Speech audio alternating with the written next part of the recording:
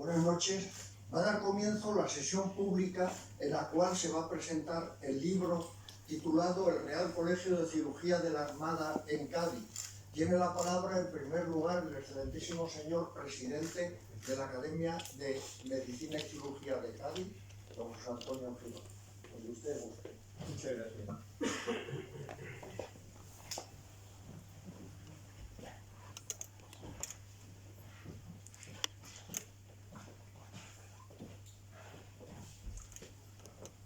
Don Abelia,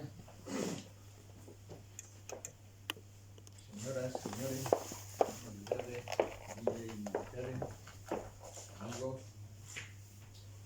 bienvenidos esta noche en el que vamos a presentar un libro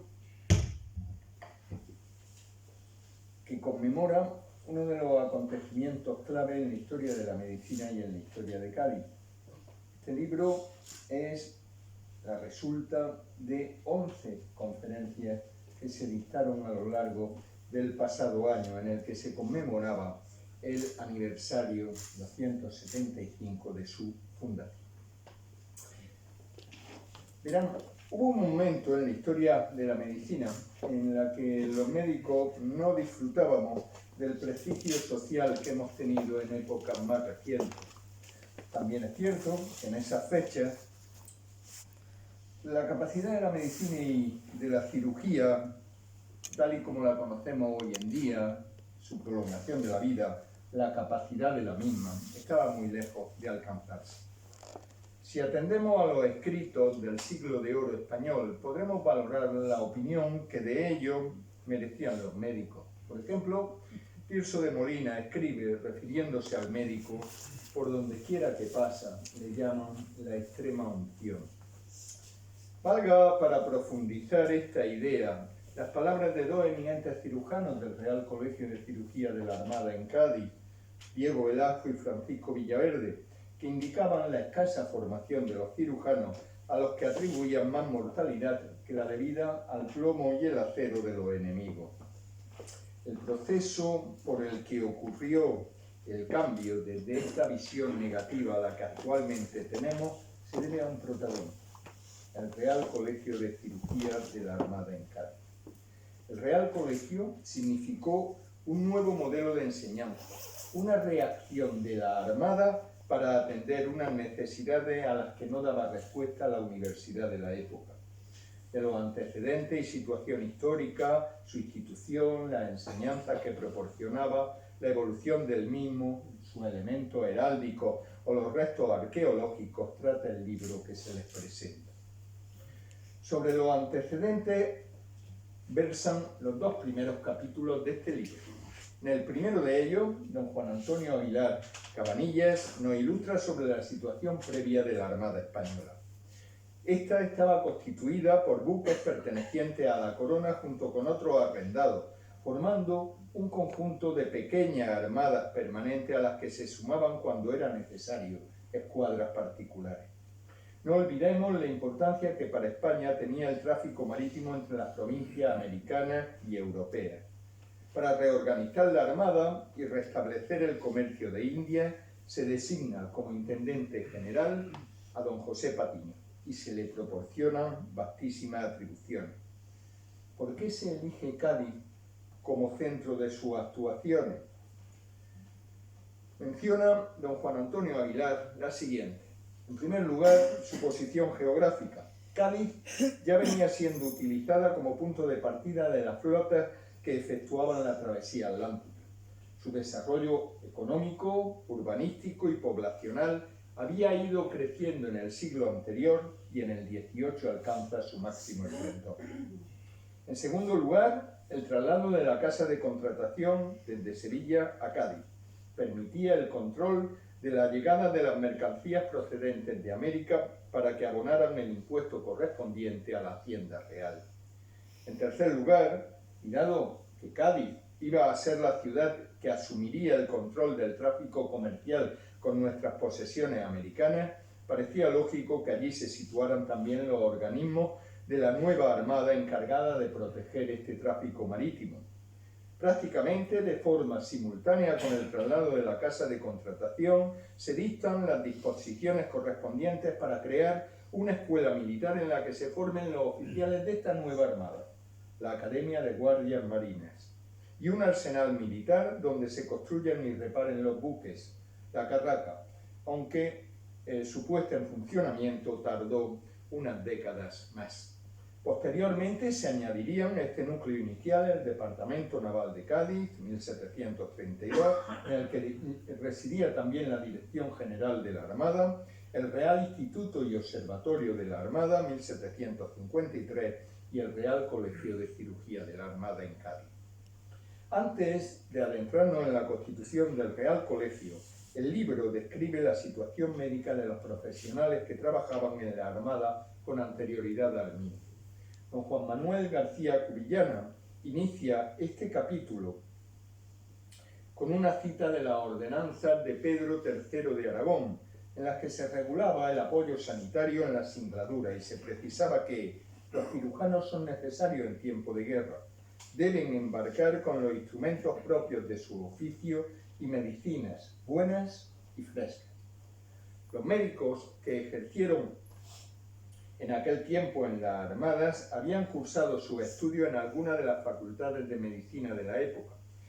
En 1563 se habían unificado los criterios para la admisión y expedición de títulos. Era necesario un título de bachiller en artes para poder matricularse y tras 4 años de estudios poder acceder al de bachiller en medicina, debiendo ejercer 2 años más para obtener el grado de licenciado en compañía de médicos aprobados y sin que puedan curar, sin que puedan ejercer. Para la obtención del grado de doctor se requerían otros 3 años de práctica. Esta titulación académica, doctor en medicina, no les facultaba para el ejercicio profesional, al que solo podían acceder tras superar un examen ante el Tribunal del Protomedicano. ¿En qué consistían los estudios de medicina? Pues en la Facultad de Medievales había 2 cátedras principales, la de prima y la de víspera, además de las cursatorias. Los libros capitales eran el Canon de Avicena, la obra de Galeno y el Corpus Hippocraticum. La disección y el estudio práctico de la anatomía habían desaparecido completamente de la aula universitaria. Quédense con la idea del número de libros que se usaban en aquel tiempo para la enseñanza de la medicina. Claro, soplaban ya en Europa vientos impulsores de avances científicos, entre los que destacar las obras de Vesalio, precursoras de la anatomía, la traducción del Dioscórides de Andrés Laguna, el inicio del método anatomoclínico por Sydenham o el descubrimiento de la circulación sanguínea de Harvey. Desafortunadamente, las pragmáticas de Felipe II impedirían durante un tiempo notable la llegada a España de estos hallazgos. Por debajo de la consideración social de los médicos se encontraban los cirujanos, encargados de llevar a cabo aquellas prácticas que a los primeros les estaban vetadas. Los cirujanos podían ser de 2 tipos: latinos, recibían las clases en latín, o romancistas, que carecían de una formación universitaria. En el último escalón asistencial se situaban los barberos, que además del afeitado y corte de cabello se dedicaban a sacar, efectuar flebotomías, colocar ventosas y sanguijuelas y extraer piezas dentales. La formación de los aprendices desangradores, flebotomianos, era de 4 años. En conjunto, aunque se disponía de profesionales, su formación era habitualmente inadecuada. Describe el doctor García Cubillana que en la plantilla de una galera tipo existían una plaza de barbero y otra de cirujano, aunque habitualmente solo estaba cubierta la primera. En determinadas circunstancias embarcaban también en su compañía un médico y un boticario. En las travesías, sobre todo a ultramar, podían ocurrir enfermedades quirúrgicas, ciertamente, pero también médicas, y habitualmente más abundantes, en las que el cirujano no estaba ni autorizado ni capacitado para actuar. La presencia de religiosos en los buques de las diferentes armadas era una constante. Lo eran los hermanos de San Juan de Dios o los hermanos Obregones. Su cometido fundamental era la atención espiritual a los marineros y soldados de las unidades embarcadas, pero al mismo tiempo tenían asignados cometidos sanitarios sirviendo como auxiliares de médicos y cirujanos. Las 4 profesiones de médicos, boticarios, cirujanos y barberos quedaban englobadas en las cofradías profesionales de sanitarios, entre las que destacaba la de San Cosme y San Damián, encargada de autorizar el ejercicio de los profesionales en la Armada. De destacar finalmente el detalle en este capítulo con el que se describen los preparados medicamentosos y la labor desarrollada por los boticarios en la sanidad naval de la época. Los siguientes capítulos, en los que se trata de un modo complementario la creación del Real Colegio de Cirugía de la Armada, son debidos a don Manuel Bustos, don Juan Cabrera y don Carlos Márquez. Como nos relata don Manuel Bustos, el escenario previamente comentado y penoso para la medicina había comenzado a cambiar en la España de finales del siglo XVII. Fernando VI, el monarca loco, supo rodearse, como lo haría su sucesor Carlos, de algunos cualificados ministros, educados en el ambiente incipientemente reformista e ilustrado de la primera mitad del siglo XVIII. La figura central de este reinado es, sin lugar a dudas, la del riojano Zenón de Somo de Villa y Bengoechea, a quien el monarca recompensará con el título nobiliario de Marqués de la Ensenada. Era secretario de Hacienda, Guerra, Marina e Indias.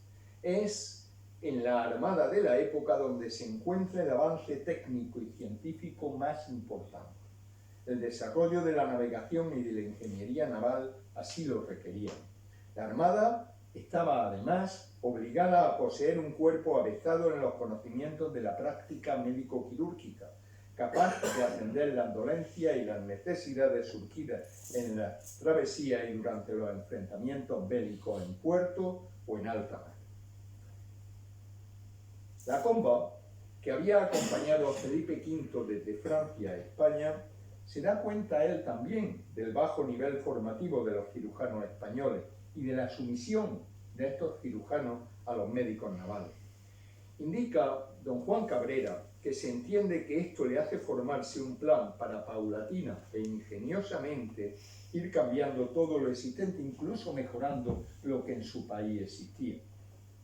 En 1718, la comba es nombrado cirujano mayor de la Armada y director del Hospital Real de Marina en Cádiz, y pone los primeros peldaños para su plan. En 1718, en el mismo año, crea el Cuerpo de Cirujanos de la Armada. ¿Qué importancia tiene esto? Pues verán, los cirujanos navales, que antes estaban supeditados a los médicos navales, adquieren un nivel similar al de estos y dejan de estar dependientes del protomedicato, pasando a depender del cirujano mayor, que era la comba. Ese año crea la Escuela de Practicantes del Hospital Real y en 1728 constituye la Escuela Anatómica del Hospital, que se materializa en el anfiteatro anatómico. ¿Han pensado ustedes que hasta este momento no existía enseñanza de la anatomía para los cirujanos? ¿Pueden entender las repercusiones que eso tenía para los pacientes? A la escuela anatómica obliga a asistir a los practicantes de su escuela y a los cirujanos navales bajo su mando que estén francos de servicio en Cádiz. Un acontecimiento notable fue el convencimiento para su incorporación a la Armada de otro de los grandes impulsores del Real Colegio, Pedro Virgili, tras conversaciones mantenidas entre este y la comba en torno a 1727. En la primavera de 1748, Virgili se entrevista con el Marqués de la Ensenada, perfilan el proyecto del memorial con los estatutos fundamentales que finalmente el rey firma el 11 de noviembre. La comba fallecerá un mes y medio después, el 29 de diciembre de 1748. El 19 de diciembre de 2023, en el Panteón de Marinos Ilustres, la Armada colocó una placa en memoria de los dos artífices de la creación del Real Colegio, Pedro Virgili y, por supuesto, Juan Lacoste. En los estatutos aprobados hay algunos datos curiosos. El colegio es para enseñar cirugía, pero se obliga a los médicos del hospital, al protomédico de la Armada y al boticario del hospital a que den clases de sus materias a los colegiales. Hasta ese momento, los cirujanos no tenían permiso para actuar como médicos. En segundo lugar, el colegio teóricamente es para que actúen en la flota, pero lo cierto es que actúan también en tierra. Y en tercer lugar, los estudios, a diferencia de lo que ocurría en la universidad, donde eran de 3 o 4 años, pasan a ser de 6. Una de las primeras preocupaciones de los directores y profesores del centro fue la dignificación de la profesión.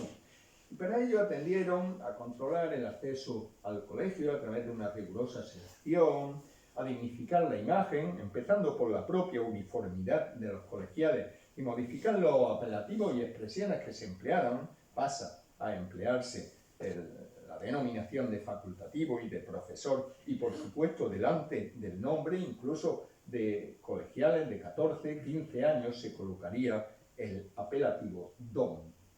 Y sobre todo, lo que era clave, era fundamental en una formación reglada la profesión de médico. La acción colegial pasaba por unir la cirugía con la medicina, pues ambas compartían el objetivo último de ocuparse de la salud y la integridad del paciente. Formar a profesionales hábiles, no solo en cirugía, a pesar del nombre del Real Colegio, sino también en medicina. Debe comprenderse, como les decía antes, que a pesar de ser frecuentes las heridas a bordo de los buques, mayor incidencia tenían las enfermedades de etiología no quirúrgica. ¿Cómo conseguir lo anterior? Pues verán, los colegiales tenían su sueldo, su ración de comida y demás necesidades cubiertas. Se podían dedicar por entero al estudio. Su obligación era formarse bien. La formación incluía una notable parte teórica y una importancia excepcional, abandonado hacía tiempo los prejuicios acerca de la manipulación de los cadáveres, lo tenía la autopsia, que los maestros cirujanos aprovecharon como instrumento de docencia. Trascendencia fundamental tenía asimismo la farmacología, y atendiendo a ella se crea un jardín botánico anexo en 1749, al año siguiente de la constitución del colegio. Y ese mismo año se crea la biblioteca, el gabinete de física y el arsenal de instrumentos. El gabinete de química no sería una realidad hasta los inicios del 19. En el colegio, la disciplina fue castrense, comenzando la jornada de los colegiales a las 4 de la mañana y finalizando a las 22 horas. A partir de 1791, las materias de estudio fueron, compárenlo, con los estudios que se realizaban con anterioridad. En primer lugar, en primer curso, anatomía, física experimental, química, botánica, vendaje. En segundo año, fisiología, higiene, patología general, terapéutica, material medicinal. En tercer año, patología propia de la cirugía, distinguiendo en tratados de tumores, úlceras, heridas, enfermedades de los ojos, particularidades de los dientes y el álgebra quirúrgica. El cuarto año se impartían operaciones de cirugía realizadas sobre cadáveres y se enseñaban sobre parto, mujeres paridas y niños recién nacidos, enfermedades venéreas y cirugía legal. Y por último, los estudios de doctrina médica se impartían en quinto y sexto curso y fueron el tratado de efectos de medicina, los aforismos de Hipócrates y una especial explicación de enfermedades castrenses y dentro de ellas, lógicamente, la de los navegantes. La existencia de las materias que estudiaban se justificaba en la necesidad de que los cirujanos realizaran su actividad profesional en los buques de guerra, sí, pero también en los buques mercantes de la carrera de Indias que llevaban pasajes. Y además Estos cirujanos atendían a la población civil y militar de los puertos y apostaderos donde recalaban para continuar su navegación o como fin de viaje. Es preciso recalcar la importancia que se le dio al ámbito de las actitudes y las virtudes que se deben adoptar. Junto a la inquietud por el saber se halla la del esfuerzo por estar al día en una ciencia que evoluciona permanentemente. Semanalmente existía una asamblea en la que se presentaban casos clínicos y puntos de doctrina con todos los colegiales y profesores presentes y se recogían por escrito. Constituyen las observaciones que ha catalogado y estudiado don Carlos Márquez Espinosa. Los mejores colegiales podían ser profesores del colegio, enviándolos previamente a perfeccionarse en el extranjero, París, Leiden, Bolonia, y atendían a las materias a las que debían especializarse: parto, oftalmología, cirugía de la piedra, anatomía, química, física experimental. En París o Leiden permanecen 4 años, al cabo de los cuales son enviados a Bolonia durante 2 años. ¿Y con eso qué consiguen?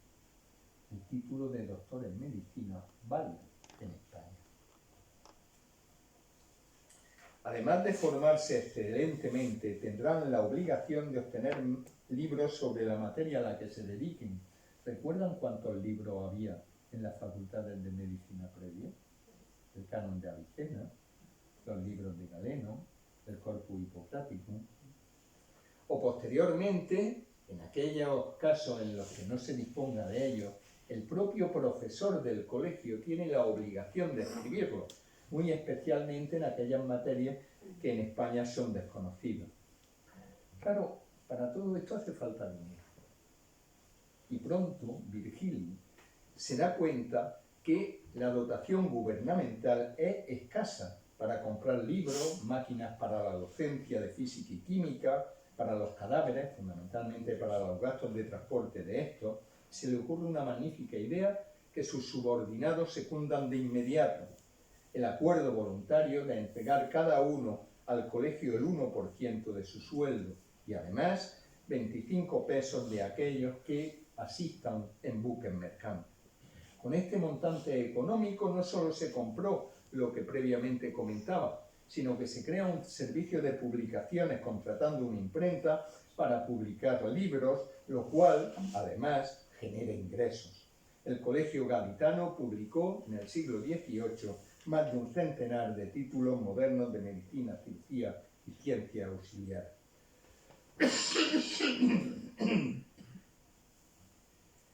Dentro de estos libros, el general Bartolomé destacaba los siguientes: el primer texto docente de Canivel, el Tratado de Vendaje y Apósito. Ninguno de estos libros existía previamente en España. Publicado en 1763. Se trata del mejor estudio que un cirujano español realiza hasta la fecha sobre ese tema. Canivel se esfuerza por reforzar el currículum de los colegiales y con tal objetivo publica en 1789 el segundo texto, Tratado de las heridas por armas de fuego, dispuesto para uso de los alumnos del Real Colegio de Cirugía de Cádiz. Los conocimientos adquiridos por Villaverde y Velasco en su viaje formativo a París fueron recogidos en la obra Curso Teórico Práctico de Operaciones y Cirugía.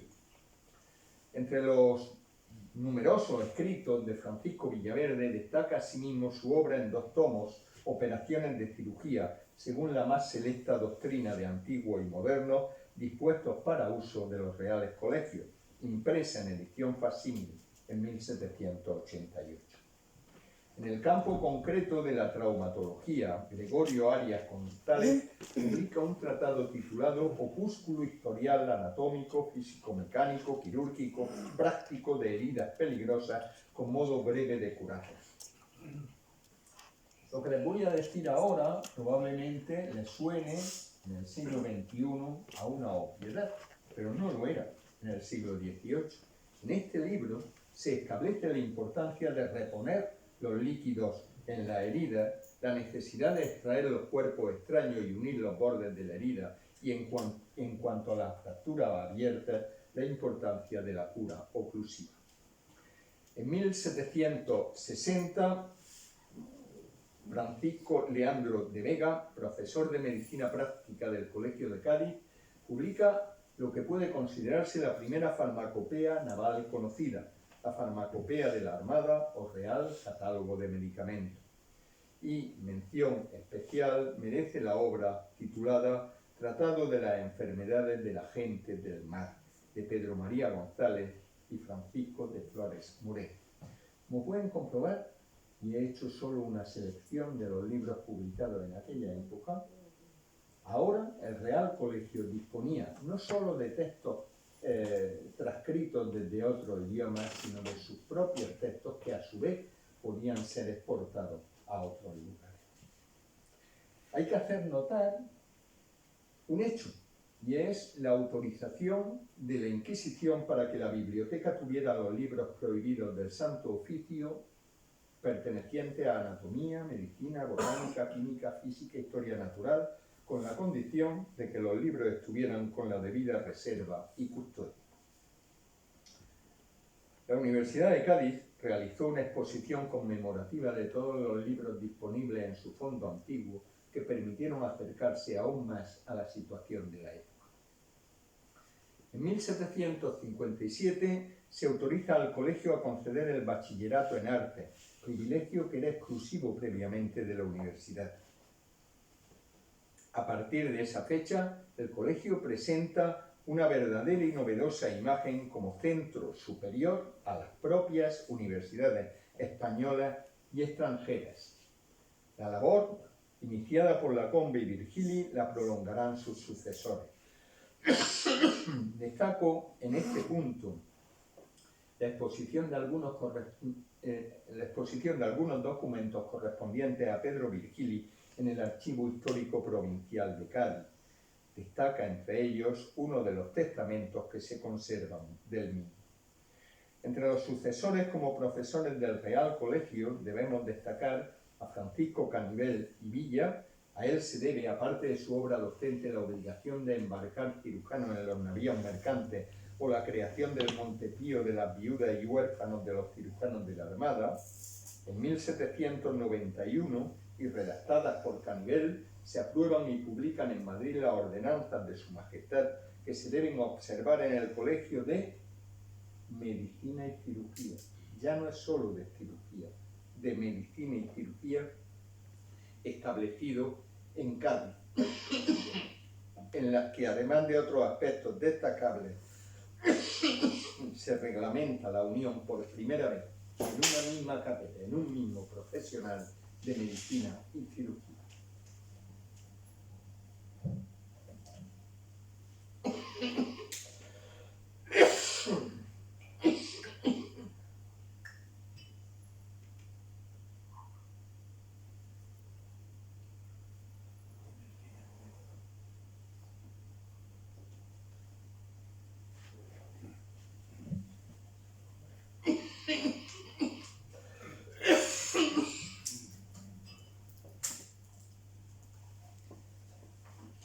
Otra figura a destacar fue Carlos Francisco Ameller.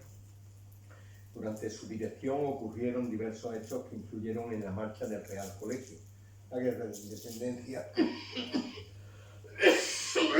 la proclamación de la Constitución del 12 y el inicio de la independencia de las provincias americanas.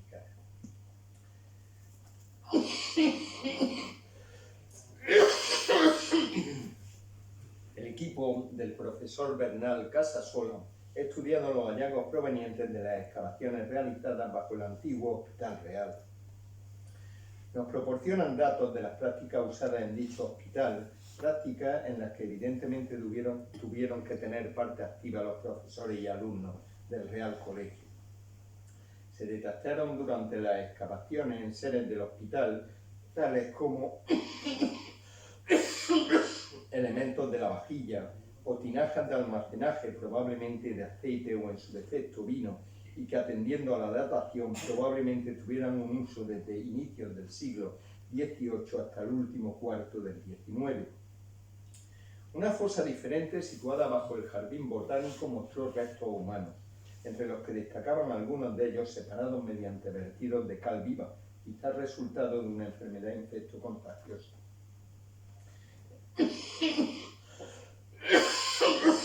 En la excavación realizada bajo el actual Colegio Mayor se detectó un gran vertedero y una de las cloacas procedente de un pozo de limpieza del Hospital Real. Disculpen. Este estaba compuesto principalmente por materiales propios de la vida cotidiana del hospital, como se desprende de la gran cantidad de restos óseos de fauna terrestre que aportan información sobre la alimentación, y asimismo jeringas con émbolos, sondas uretrales, cámaras de goteo, mecheros Bunsen y un conjunto representativo de ampollas. Los diversos avatares comentados hasta el momento tienen su repercusión en una serie de elementos arquitectónicos y ornamentales, distribuidos en el antiguo Hospital Real y en el Real Colegio y recogidos en su capítulo por don Francisco Conde Mora. Podemos ver la fachada del Hospital Real y a través de la información proporcionada por su escudo, saber que su inauguración fue posterior a 1668. Es el escudo de Carlos II y en él ya no existen las armas de la corona de Portugal, que se independizó en esa época. Otro de los datos a considerar es el de las armas de uno de los fundadores, don Pedro Virgili, que han persistido hasta la actualidad. En efecto, la Facultad de Medicina de Cádiz mantiene en su escudo dichas armas y la verja de entrada al patio de la facultad, que sirve de portada al libro, reproduce dicho escudo. No fue, sin embargo, el escudo que emplearía el Real Colegio de Medicina y Cirugía de Cádiz. Este correspondía a un ojo en la palma de la mano y un rótulo que sale de la muñeca y que tiene la siguiente inscripción: Manu Cua Auxilio Quo, acompañándole a la corona real. Una reproducción del mismo sirvió como sello conmemorativo del aniversario que celebramos el pasado año. La palma de la mano en el ojo fue usado como emblema de los Reales Colegios de Cirugía de Cádiz, Barcelona y Madrid. Sin embargo, la monarquía fue poco a poco imponiendo su arma, inicialmente Fernando VI y posteriormente Carlos III, siendo este el escudo que se conserva en el Salón de Grados de esta Facultad de Medicina, o Isabel II en otro de los escudos clásicos del colegio. El éxito extraordinario alcanzado por el Real Colegio de Cádiz en la formación de los cirujanos que servían a la Armada fue el impulso para la creación de otros colegios análogos, uno en Barcelona destinado a la preparación de los cirujanos del ejército y otro en Madrid para los cirujanos civiles. Entre las consecuencias de la creación de los Reales Colegios figura la formación en obstetricia y ginecología, un aspecto curioso si consideramos que originariamente la misión de los mismos era dar cobertura sanitaria a la Armada, en aquel tiempo compuesta exclusivamente por varones. Probablemente porque entre los objetivos de los artífices figuraba también la población civil. Como nos relata la doctora Ruiz Verdún, durante siglos, la asistencia a las mujeres en sus partos fue competencia exclusiva de otras mujeres que con mayor o menor preparación se transmitían los conocimientos obstétricos de forma matrilineal. Pedro Virgili debía haber adquirido una buena formación obstétrica en Francia, junto a André Lebret, uno de los más famosos obstetras del país vecino, y que al parecer tomó a Virgili bajo su protección. Y esa influencia es la que provocó que en los primeros planes de estudio del Real Colegio de Cádiz figurase la enseñanza de partos. En 1751 Virgili envía a formarse a Francia varios colegiales, entre otros Francisco López Cárdenas, con el encargo expreso de especializarse en partos y enfermedades de mujeres y niños. La inauguración del Real Colegio de San Carlos en Madrid supuso un cambio importante con respecto a la formación de matronas. Ya desde su concepción se incluía la existencia de una cátedra de partos, cuyo catedrático impartía lecciones a puertas cerradas, eso sí, a las mujeres que quisieran dedicarse al arte de partear. A falta de un tratado en castellano, se recomendaba usar el libro de Jan Astruc de Morbis Mulierum. Faltaban textos escritos en español, también en esto, y no meras traducciones de escritos extranjeros. Destaca en ellos la figura de Juan de Navas y el libro El arte de partear.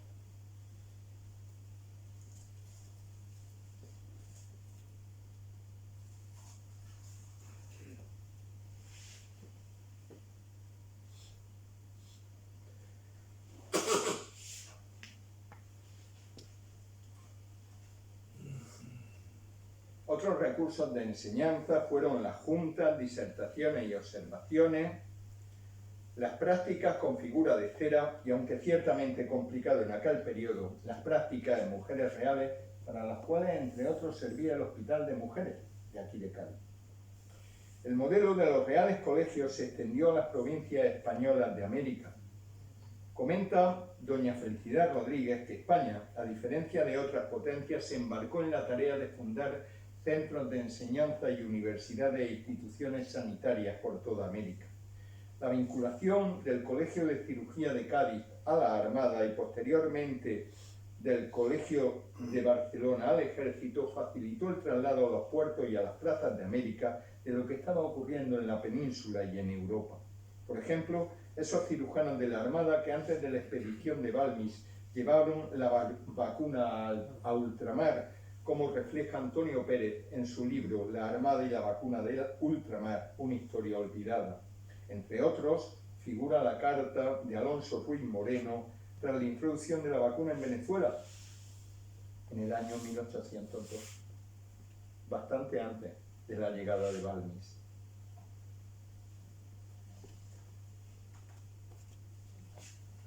Pero también Europa se vio recompensada con el conocimiento de las plantas medicinales del Nuevo Mundo, caso, por ejemplo, de la instrucción formada por un facultativo existente por muchos años en el Perú, relativa de las especies y virtudes de la quina, publicada en Cádiz en 1792 y cuya autoría, de Celestino Mutis, ha sido revelada por Cabrera y Márquez. En 1763, el administrador del Hospital Real y General de los Indios, o Naturales de México, Antonio de Arroyo, eleva la petición al virrey Marqués de Cruillas para crear en el hospital una academia de anatomía práctica en la que se llevasen a cabo disecciones. Y en 1768 Carlos III aprueba la creación de esa cátedra a la que se agregan la de Fisiología y Cirugía, y así surge el Real Colegio de Cirugía de Nueva España, el primero que abordó la enseñanza renovada y la profesionalización de la cirugía en América. La influencia del Real Colegio de Cirugía de Cádiz no se limitó al virreinato de Nueva España, y su huella, especialmente a través de su egresado, podemos encontrarla en todo el continente, en el virreinato de Nueva Granada, Celestino Mutis a la cabeza, en el virreinato de Perú o en el virreinato del Río de la Plata. Un hecho curioso fue que las relaciones científicas con el Real Colegio de Cirugía de Cádiz se mantuvieron incluso tras la independencia de España de las provincias americanas.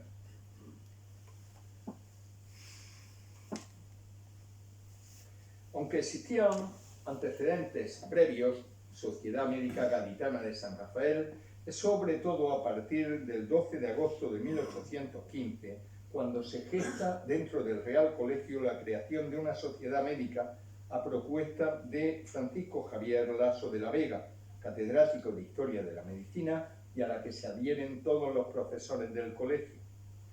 Dicha sociedad se transforma en la década siguiente en esta Real Academia de Medicina y Cirugía de Cádiz, y sigue teniendo su sede en el propio Real Colegio. El colegio dejó de pertenecer a la Armada en 1833. Su último director fue Francisco de Flores Moreno. El curso siguiente nació para la enseñanza en Cádiz el Colegio Nacional de Medicina y Cirugía, siendo el precursor de la Facultad de Medicina de la Universidad Literaria de Sevilla, localizada en la ciudad de Cádiz, germen, a su vez, de la actual Universidad de Cádiz.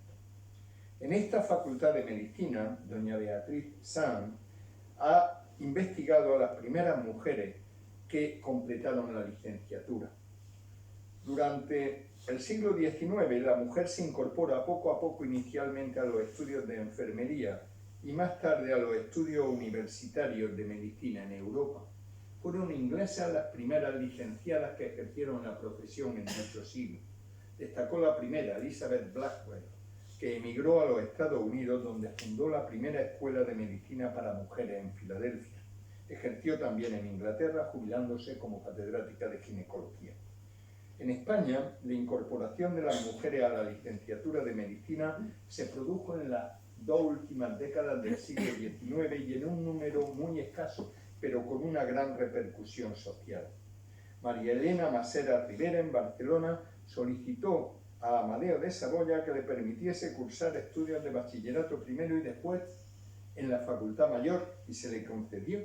En el curso 1872-73 se matricula en la Universidad de Barcelona en varias asignaturas de la carrera de medicina, siendo la primera mujer que se titula, y lo fue en 1879. La consideración inicial de la sociedad se aprecia en distintos escritos periodísticos. Dice, por ejemplo, la España Médica en 1864, de manera que invadido nuestro terreno por ellas y conservando su influencia sobre el corazón del hombre, no nos extrañaremos ver en breve el triunfo de las mujeres, ellas en la tribuna, en la ciencia, en el gobierno, ellos hilando, espumando la olla y lavando pañales. ¡Qué aberraciones! En fin, no se conocen nuevas licenciadas hasta 1896, fecha en la que termina la licenciatura la gaditana Antonia Monreal y Andrés, primera médica de la Facultad de Medicina de Cádiz y primera universitaria andaluza. Había iniciado la carrera en 1889.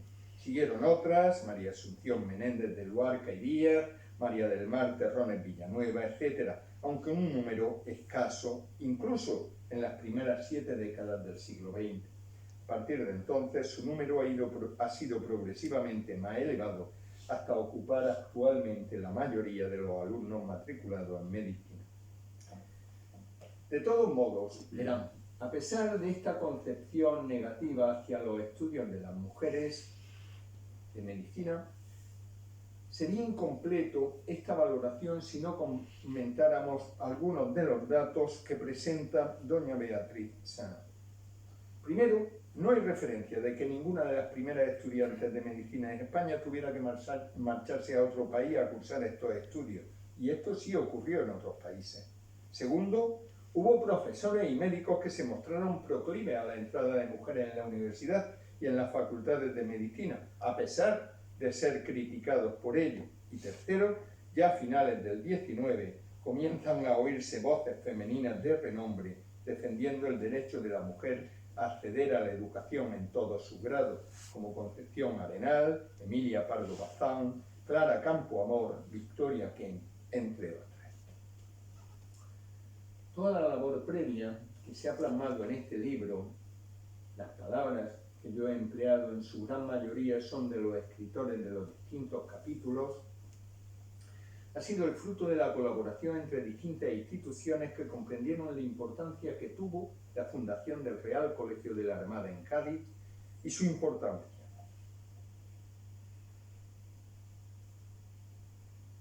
La Armada, de quien partió el Real Colegio, las instituciones herederas del mismo, Real Academia de Medicina y Cirugía de Cádiz y Facultad de Medicina y Universidad de Cádiz, y otra serie de ellas entre las que figuran Ayuntamiento y Diputación Provincial de Cádiz, Delegación de Cultura de la Junta de Andalucía, Real Academia Hispanoamericana de Ciencia, Arte y Letras y San Romualdo de San Fernando, Cádiz, Ateneo Literario, Artístico y Científico de Cádiz, Salus Infirmorum, Colegio de Médicos de Cádiz, Museo Pere Virgili y Fundación Cajasol.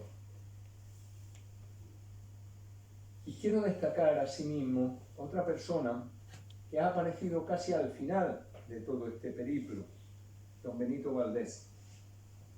El Instituto de Academias de Andalucía, en un momento en el que dudábamos cómo publicar todo aquello que habíamos hecho a lo largo del último semestre de 2023, accedió rápidamente a la publicación de este libro. Este libro está editado por el Instituto de Academia de Andalucía, merced a la intercesión de don Benito Valdés. Bien, pues a todas estas instituciones le expreso el agradecimiento y estimulo a nuevas colaboraciones. Muchas gracias a todos.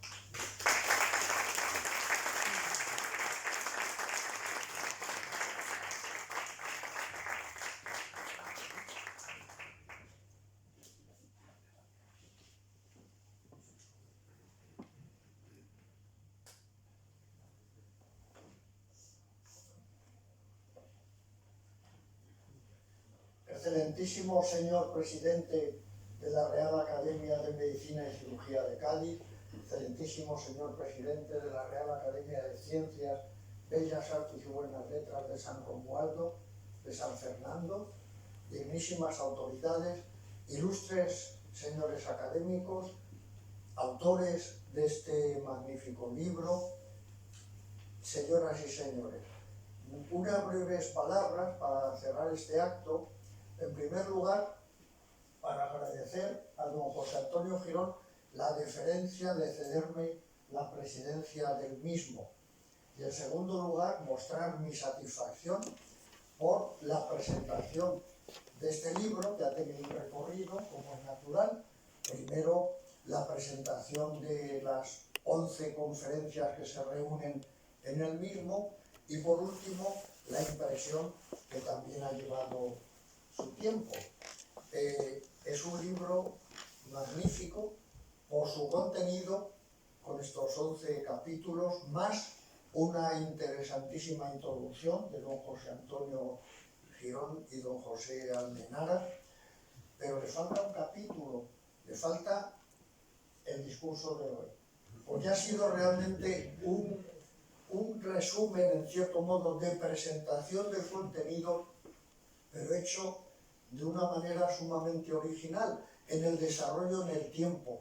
Yo creo que ese texto ya no lo podemos agregar, a menos que hagamos una segunda edición, pero no sé si tenéis intención de publicarla, pero se debe publicar porque nos resume todo el desarrollo del Colegio de Cirugía de la Armada, con la repercusión que ha tenido en la formación de cirujanos, pero también médicos, porque en efecto, desde el principio, se obligó a los médicos y boticarios que también impartieran sus enseñanzas en el colegio, con lo cual dejó de ser un colegio de cirugía y se convirtió en un colegio de medicina y cirugía.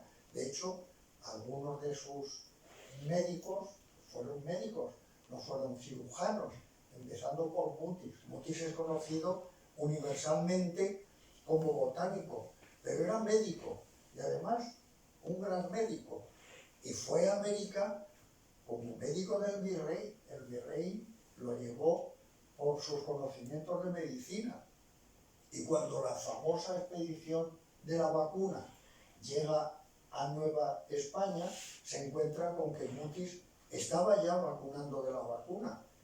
Lo había conocido a través de los médicos de Jamaica, que ejercían su profesión en Jamaica. Era un médico no cirujano, que yo sepa, Mutis nunca fue cirujano, pero no solo un gran botánico que lo fue, sino un gran médico. El libro nos reúne entonces una serie de aspectos muy diversos, todos relacionados con el Colegio de Cirugía.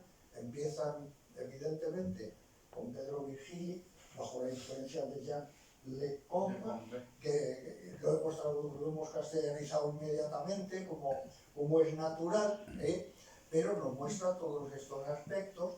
El editor del libro, evidentemente, ha sido, y así lo pone aquí, don José Antonio Girón, que no solo ha reunido los capítulos y los ha editado, sino que nos ha hecho, en cierto modo, cambiar, no el formato del libro, porque el formato del libro es exactamente el formato de los libros que publica el instituto. El instituto lo único que ha hecho, y ahí me he implicado yo personalmente, es que la impresión fuera tan correcta como la de de todos los libros que publica el Instituto, no solo por los textos, sino por las reproducciones de las figuras. Si no lo han visto ustedes todavía, pues tendrán ocasión de verlo, pero el editor ha sido él. No hemos cambiado el formato, pero sí que hemos cambiado la presentación de la portada y la contraportada. No las imprimimos normalmente de esta manera, pero don José Antonio se empeñó, proporcionó la fotografía, no me dejó que pusieran los créditos, que él era el autor de las fotos, pero como no me puede decir que me calle, pues yo ahora se lo digo. Las fotos son suyas, son unas fotos magníficas y son un complemento al contenido de este libro. Yo lo único que quiero hacer en nombre propio, pero en nombre del Instituto, que quiere decir en nombre de las academias que lo componen, felicitar a los autores. La mayoría están en el público, algunos tenemos también en la mesa. Felicitar a los autores por este magnífico trabajo, por el contenido de sus conferencias plasmadas ahora en estos textos que ya podemos leer.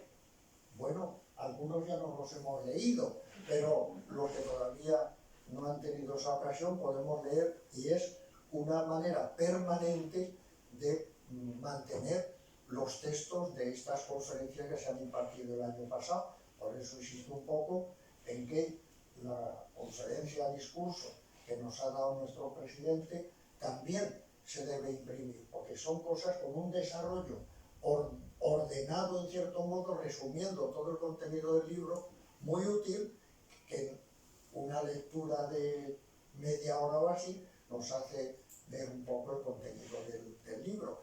Así que nada más, felicitar a todos los autores, felicitar a la academia por la iniciativa, a las instituciones que también han intervenido, y felicitarnos en el Instituto por haber publicado un libro tan sumamente interesante. Y nada más, muchísimas gracias.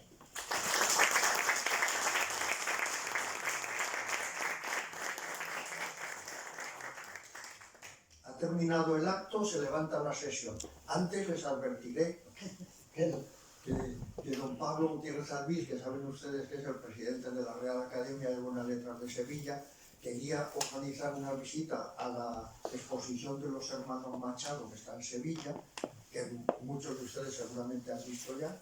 Será el día 17, se cursará una invitación a las academias para que todos aquellos que lo deseen puedan asistir a la exposición. Será el día 17 a la 1:30. Será guiado por el comisario de la exposición es don Alfonso Guerra, que conocen ustedes por haber sido vicepresidente del gobierno, y, como digo, pues están ustedes invitados, pero recibirán la invitación a través de las academias. Esperamos que por lo menos nuestros presidentes estén ese día en Sevilla. Y nada más, se levanta la sesión. Perdónenme un segundo. A la salida pueden recoger uno o los volúmenes que estimen pertinentes